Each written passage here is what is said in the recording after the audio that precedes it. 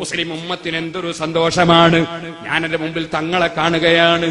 നമ്മുടെ ആ ചക്കരപ്പുറത്ത് പള്ളി ഉദ്ഘാടനം ബഹുമാനപ്പെട്ട ഹൈദരലി ശിഹാബ് തങ്ങൾ, അല്ലാഹു തആല നല്ല ഒരുപാട് കാര്യത്തിന് തങ്ങൾക്ക് തൗഫീഖ് നൽകട്ടെ.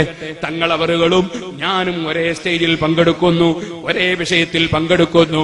എന്തൊരു സന്തോഷമായിരുന്നു ആ സംഘാടകർക്ക്. അങ്ങനെ മുസ്ലിം ഉമ്മത്തിലുള്ള അതുപോലെ തന്നെ അതേ മറ്റ് പണ്ഡിതൻ മുദാക്കര പള്ളി ബഹുമാനപ്പെട്ട നജീബ് മുസ്ലിയാർ, അല്ലാഹു തആല നല്ല ഒരുപാട് കാര്യത്തിന് അദ്ദേഹത്തിന് തൗഫീഖ് നൽകട്ടെ. നമുക്കും അല്ലാഹു തൗഫീഖ് നൽകട്ടെ. നജീബ് മുസ്ലിയാരും ഹൈദരലി ശിഹാബ് തങ്ങളും പാവപ്പെട്ട ഞാനും ഒരേ സ്റ്റേജിൽ പങ്കെടുത്തപ്പോ ആ മഹല്ലിലുള്ള ജനങ്ങൾക്ക് എന്തൊരു സന്തോഷമാണ്. ഇതേ ഒരു ചുറ്റുപാട് കേരളം മുഴുക്കെ ഉണ്ടാക്കിക്കൂടെ? അതിനുവേണ്ടി സമൂഹത്തിന് ചിന്തിച്ചുകൂടെ? അതിനുവേണ്ടി നേതാക്കൾക്ക് ചിന്തിച്ചുകൂടെ? അതുകൊണ്ട് നമ്മുടെ സമുദായത്തിന് എന്ത് നഷ്ടമാണ് വരാൻ പോകുന്നത്?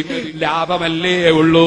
കുടുംബങ്ങൾ തമ്മിൽ തെറ്റൂല, അതേ അയൽവാസികൾ തമ്മിൽ തെറ്റൂല, പണ്ഡിതന്മാരൊക്കെ നിന്ന തോന്നൂല, സർവ്വ പണ്ഡിതന്മാരോടും ആദരവ് വരും, മുത്തഅല്ലിമീങ്ങളോട് സ്നേഹം വരും, സയ്യിദന്മാരോട് ആദരവ് വരും. അങ്ങനെ ഒരു നല്ല അന്തരീക്ഷം നമ്മുടെ രാജ്യത്തൊക്കെയും ഉണ്ടാക്കിക്കൂടെ? അതിനെവിടെയാണ് തടസ്സം? ആരാണ് തടസ്സം? എന്തിനാണ് തടസ്സം എന്ന് നിങ്ങൾ ഓരോരോ